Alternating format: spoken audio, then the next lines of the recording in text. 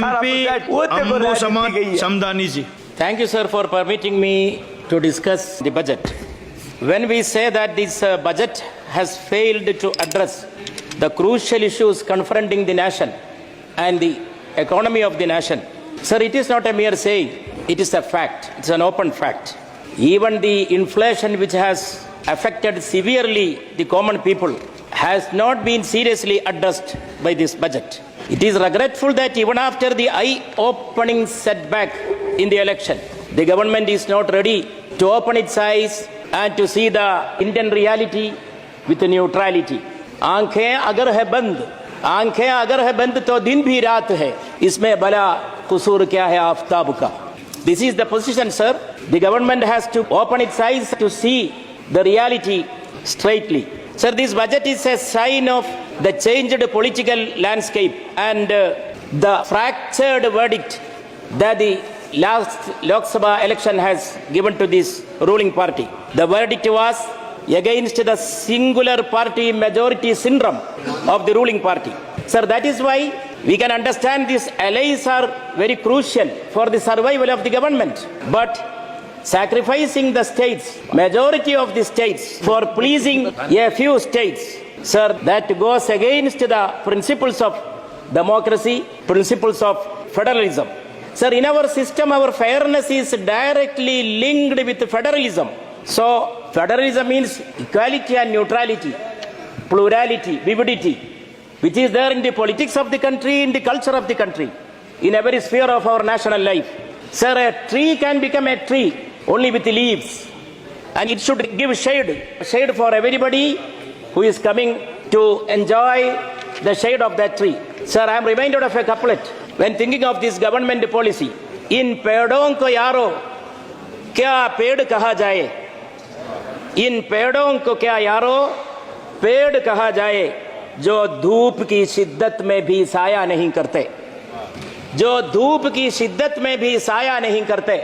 Even in the heat of the summer heat, this government is not ready to give shade for all the states. It is not ready to see all the states neutrally. And not only that, sir, it has become a leafless tree. Cut चुके जिन दरख्तों के पत्ते फिर कहां उनके साए हुए हैं. That is the position of this government. The disability to look beyond one state in the north and another state in the south, it is a sign of failed governance and also utter unfairness. Many states were neglected. Our state of Kerala, to the Honorable Finance Minister, I request, what was the hope of Kerala and what is given to Kerala?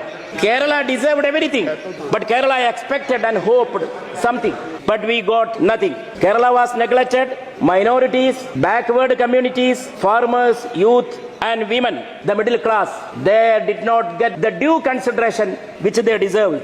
I would like to emphasize the point that this budget is divisionary, diversionary and discriminatory. It is a divisionary policy. There is a discrimination. It leads to a kind of economic boycott. And the Honorable Finance Minister was referring several times to inclusion. And once the Honorable Finance Minister mentioned Vigas bhi, Virasat bhi. Sir, Virasat kya hai? Virasat is, our heritage is the heritage of plurality. It is not a singular polarity.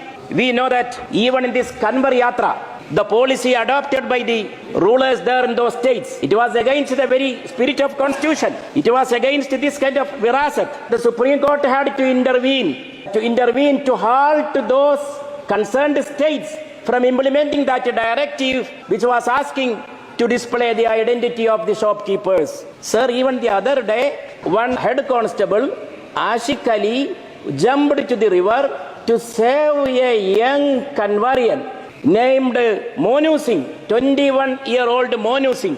This Ashik Ali jumped courageously with the human spirit, selfless courage. This is our virasat. This is there in the Indian society. But what is going on against this? This has to be checked. Sir, many such incidents are there. So the virasat is amno aman, payam mohabbat.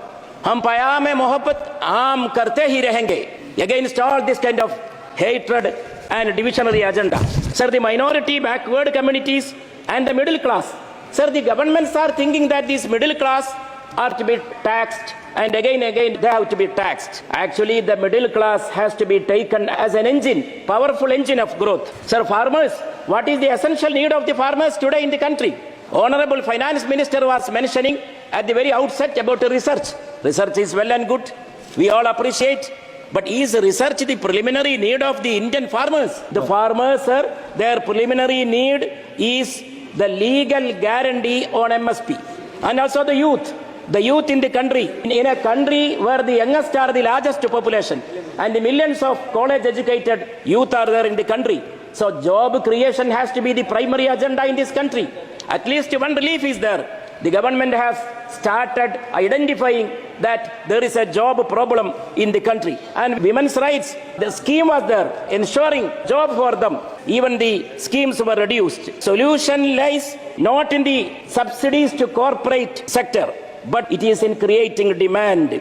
And sources of demand are the private consumption, investment and export. I would like to request the Honorable Finance Minister to take into consideration the equal rights of states and the principles of pluralism and federalism. Thank you, sir. Thank you.